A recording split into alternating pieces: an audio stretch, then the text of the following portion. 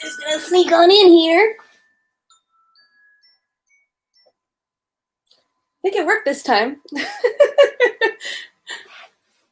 I tried different methods to leave a little bit of extra time for people to tune in so they don't jump in the middle of the story. I know some people have been saying that's been happening for them, so changing things up a little bit today. Let me know in the comments how you found that if you tuned in live. Might move this up just a little bit. Okay, so for day 12 of our Advent calendar, we have a story about the Little Mermaid and Eric and all their friends and family, and a Christmas treasure hunt. Let's get started. It was just before Christmas, and Ariel and her husband, Prince Eric, were walking down the beach. Suddenly, Eric's dog, Max, ran up to them. He was carrying a waterlogged boot. "I've been searching for that boot for months," cried Eric. It looks like Eric needed a new pair of boots.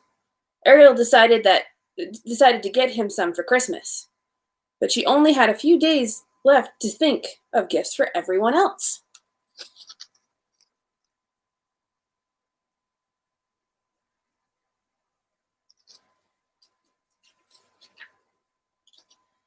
Ariel and Eric returned to the castle. As soon as they stepped inside, Carlotta, the housekeeper, announced it was time for tea. "Already?" cried Grimsby, the butler, checking his pocket watch. He gave it a tap. Must be broken." Eric and Ariel invited Grimsby and Carlotta to join them for some tasty treats beside the Christmas tree. "Isn't the tree beautiful?" Ariel remarked. "Carlotta suggested we use red and gold decorations this year." "Why, thank you," Carlotta replied. "Those are my favorite colors." Ariel was delighted.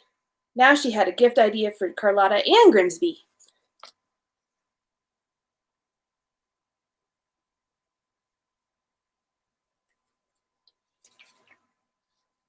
The next day, Ariel went into town to do her Christmas shopping.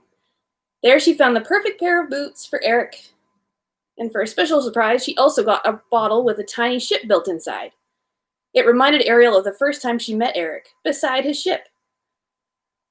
Then she chose a shiny pocket watch for Grimsby and a gold necklace with a ruby pendant for Carlotta. For Max, Ariel stopped at the butcher shop and got the biggest bone she could find.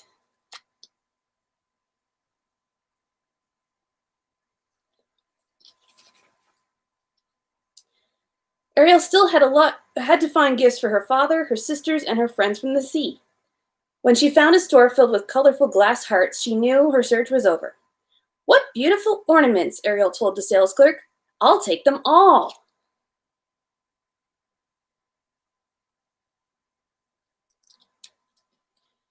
Back at the castle, Ariel carefully wrapped the gifts and wrote a special message for each one. Suddenly, Ariel heard a loud chewing noise. Max was gnawing happily on the bone she had got him. "No opening presents early, Max," she scolded.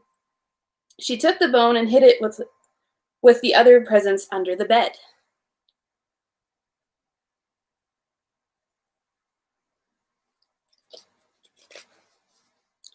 On Christmas morning, everyone at the castle shared a festive breakfast. Afterward, Ariel went to her room to get everyone's presents. But when she looked under the bed, all the gifts were gone. She looked under the rug and inside the wardrobe. She even looked behind the curtains. But the gifts were nowhere to be found.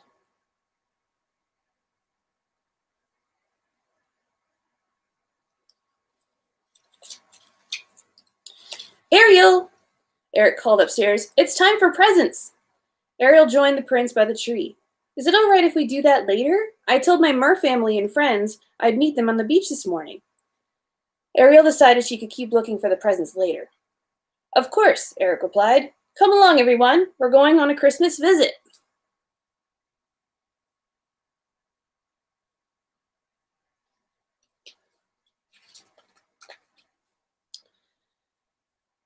Ariel's friend Flounder, Sebastian, and Scuttle were waiting on the beach.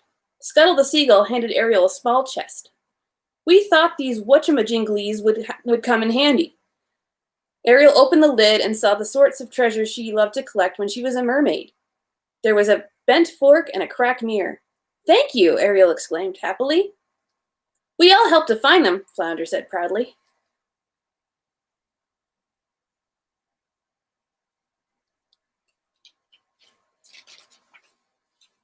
Just then, King Triton and Ariel's sisters swam up.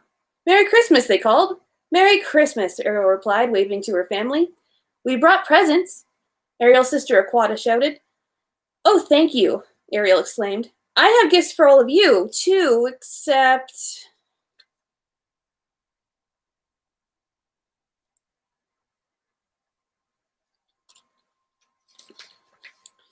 "Woof, woof," Max barked. The dog ran up holding a boot. "Your presents," Ariel said to Eric. Now she knew where the missing gifts were. Max had buried them on the beach.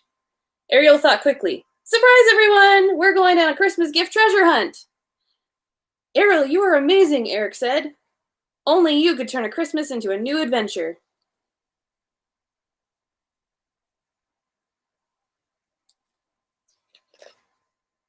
Soon Eric, Carlotta, Max, and Grimsby were digging around on the beach.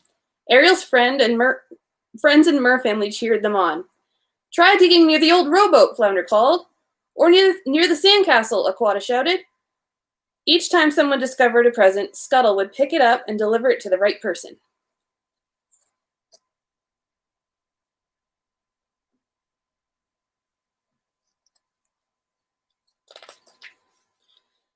"First class airmail for Carlotta," Scuttle called as he dropped a small package in the housekeeper's lap. The treasure hunt was loud, sandy, and the most fun anyone could remember having on Christmas morning. Everyone loved Ariel's gifts. After the treasure hunt was over, everyone gathered by the water's edge to say goodbye. "Merry Christmas," they called to each other as Ariel and Eric headed back to the castle.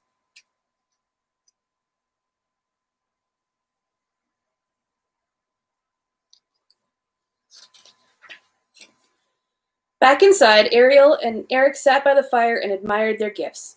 "What a wonderful Christmas tradition," Eric said. "We should have a treasure hunt every year."